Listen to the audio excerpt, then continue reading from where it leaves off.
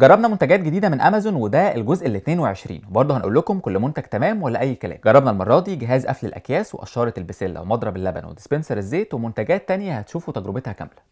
بدأنا بمنتج كان غريب قوي بالنسبة لنا، جهاز بيقفل الأكياس في ثانية بحتة لزق وكله أوتوماتيك، أنت ما بتعملش حاجة، وسعره 119 جنيه. بدأنا نجربه، شلنا الجزء الأحمر ده ركبناه في مكانه، وبعدين لقينا بكرة اللزق دي المفروض بتركب في النص بس مقلوبة عشان دي اللي هتقفل الكيس. جبنا بقى الكيس اللي عايزين نقفله، نزلنا بيه في المكان ده بسرعة مرة واحدة وفي ثانية دي كانت النتيجة. الموضوع بصراحة حلو جدا، بسيط جدا جدا، يعني الفكرة إن الكيس بيعدي على البكرة فبتلف اللزق ده عليه، وبعد كده بيعدي على مقص عشان يقطع اللزقة، فيخرج لك زي ما انت شايف كده. فطبعا المنتج ده يستحق يدخل قائمه تمام.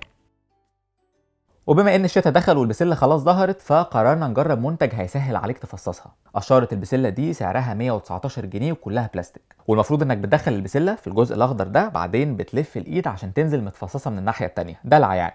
المهم بدأنا نجرب، حطينا البسله من عند الطرف اللي فيه العنقود الرفيع، اتأكدنا انها دخلت كويس، وبعدين بدأنا نلف الايد زي ما انتم شايفين كده، نصها اتفصص بس الباقي اتهرس جوه القشره، ده غير ان في بواقي كمان من القشره والبسله فضلت جوه. قلنا نديها فرصه ثانيه وثالثه ورابعه، بقينا ندخل البسله مره من فوق مره من تحت، وفي كل مره نفس النتيجه. المشكله برضو انها بتاخد وقت، يعني شويه اللي عملناهم دول كان اسهل بكتير نعملهم بايدينا على طول، عشان كده المنتج ده دخل قائمه اي كلام. المنتج اللي بعد كده طلب مننا كتير قوي، وهو مضرب اللبن بتاع شركه سوكاني، سعره 150 جنيه، بيشتغل بالكهرباء مش بطاريات زي باقي الانواع، وبياخد لحد 80 مللي لبن، وعامه الخامه بتاعته كويسه قوي. سخنا اللبن، حطيناه عشان نشوف هيعمل الفوم بسرعه ولا لا، وفي دقيقه تقريبا كان عامل طبقه الفوم الكبيره دي. وعشان نتاكد برضو انه ممكن يشتغل في اي حاجه تانية، يعني مش شرط الوعاء الازاز بتاعه ده، جربناه في كوبايه تانية عاديه خالص وبرضو كانت نفس النتيجه، طبقه فوم حلوه وكبيره وبسرعه كمان، عشان كده المنتج ده دخل قائمه تمام.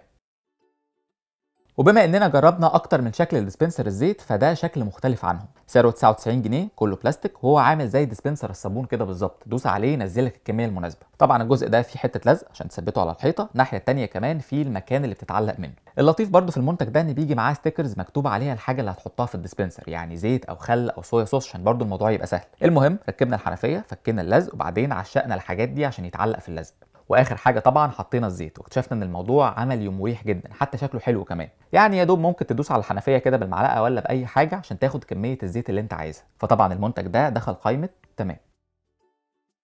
ندخل بعد كده على مساحه الازاز، سعرها 18 جنيه، وهي مساحه وسبراي في نفس الوقت، يعني تملاها ميه بصابون وترش وتمسح كله في منتج واحد. ركبنا الجزء المطاطي اللي هو اللي بيمسح فوق، وبدانا نرش الميه عشان ننضف البوتاجاز. النتيجه ما كانتش وحشه، بس في نفس الوقت مش قد كده، يعني مهما نضفت برضه بتسيب بواقي ميه وصابون.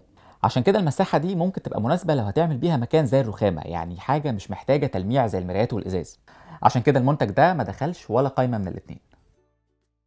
لو انت بتعمل دايت او بتحب الاكل الصحي عامه، فالمنتج ده منجز جدا. ستيمر للخضار بيسويه بسرعه جدا في الميكرويف، يعني بالبخار كده من غير اي دهون. سعره 179 جنيه، وعادي طبعا امان يدخل الميكرويف والفريزر، وتمام كمان مع غساله الاطباق. والجزء الاحمر ده هو اللي بتحط فيه ميه عشان لما تسخن تعمل البخار اللي هيسوي الاكل. المهم حطينا الميه والخضار، غطيناهم وفتحنا الحته دي عشان تسرب البخار شويه، دخلناها الميكرويف حوالي دقيقتين ونص. النتيجه بصراحه كانت مبهره، الخضار استوى كويس جدا في اقل من 3 دقائق، وفي نفس الوقت برده كان فيه قرمشه بسيطه جدا، يعني لو انت عايزه طري خالص ممكن تسيبه كمان دقيقه زياده. اللطيف كمان ان الخضار كله استوى بنفس الدرجه، يعني مش حته وحته. فطبعا المنتج ده جري على قائمه تمام.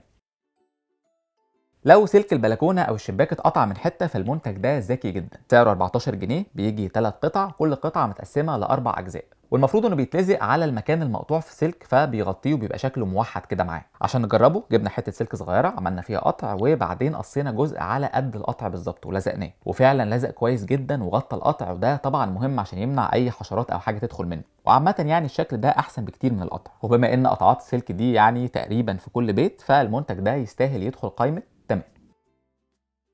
دخلنا بعد كده على المج الازاز اللي شكله حلو ده، سعره 68 جنيه، بيجي معاه الجزء الجلد ده عشان تمسك منه، يعني يعزل الحراره عن ايدك. اما الغطا ففيه الجزء المطاطي ده اللي بتشيله لو عايز تحط الشاليمو الازاز اللي جاي اصلا مع المج ده، لو هتشرب حاجه ساقعه طبعا. اما ده فبتفتحه لو عايز تشرب فيه حاجه سخنه. وعشان نقيمه عملنا نسكافيه، حطيناه في المج وقلنا نسيبه شويه ونشوف هيفضل محافظ على الحراره بتاعته ولا لا. بعد حوالي ساعه الا ربع كده تقريبا بصينا عليه، لقينا النسكافيه لسه سخن، مش قوي يعني بس معقول. هو برده في الاساس مش مج حراري تقليدي، يعني مش هتاخده معاك بره مثلا يحافظ على الحراره 4 5 ساعات، بس هو مناسب لو في البيت او في الشغل وبتحب تشرب على مهلك من غير ما المشروب بتاعك يبرد.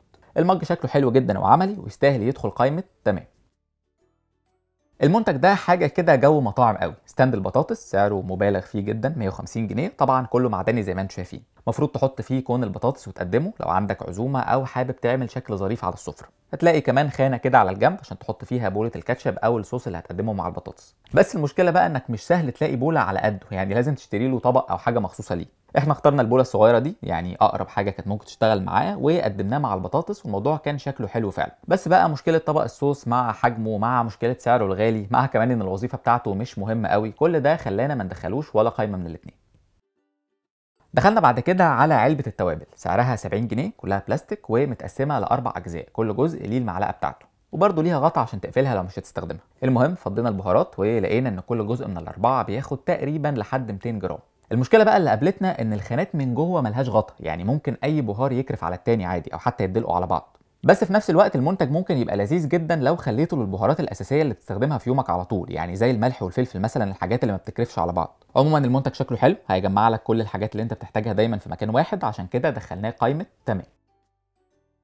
دخلنا بعد كده على طباخة البيض، سعرها 74 جنيه، خامتها سيليكون، والمفروض انها بتسوي البيض في شكل ظريف كده وليه قاعده بحيث ممكن تحط اي اضافات من فوق. بدأنا نجرب، فجبنا طاسه على النار، حطينا البيض في القطع السيليكون وقفلناهم كويس، بعدين حطينا حواليهم ميه سخنه وسبناهم على النار حوالي 15 دقيقه، ودي كانت النتيجه. كناش عارفين نطلع البيض من جوه، الموضوع كان صعب شويه، اضطرينا كمان نستخدم معلقه، وده بوظ شكل البيض اللي هو اصلا الهدف الرئيسي من المنتج، انك تطلع بيض شكله مختلف وحلو وتزود عليه اللي انت عايزه من فوق. فبما ان المنتج فشل انه يعمل وظيفته، فدخلناه قائمه اي كلام.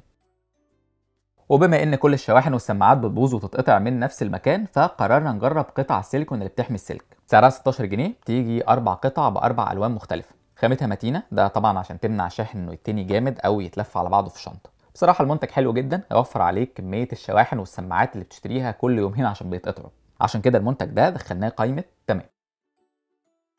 لو عندك اطفال صغيرين وغاويين دعبسه في الظرف، يبقى انت محتاج المنتج ده. لوك سعره 159 جنيه، بيجوا 4 قطع على 4 ظرف مختلفه، ومفروض لما بتضغط على الجزء البنفسجي ده الدايره البني بتتشال، فتقدر تفتح الدرج براحتك. ومن ورا في لزق المفروض انه قوي كفايه بحيث انك لما تلزقه ما يفكش ولا يتحرك من مكانه. بدأنا نجربه، فكينا اللزق وحطيناه على ضرفتين جنب بعض، وقعدنا نحرك فيهم كتير جدا عشان يتفتحوا، بس المنتج الحقيقه كان قافل عليهم كويس قوي، ما فتحش غير لما فكينا الجزء البني ده، وطبعا دي حاجه لطيفه وحمايه كويسه جدا للاطفال، عشان كده المنتج ده دخلناه قائمه تمام.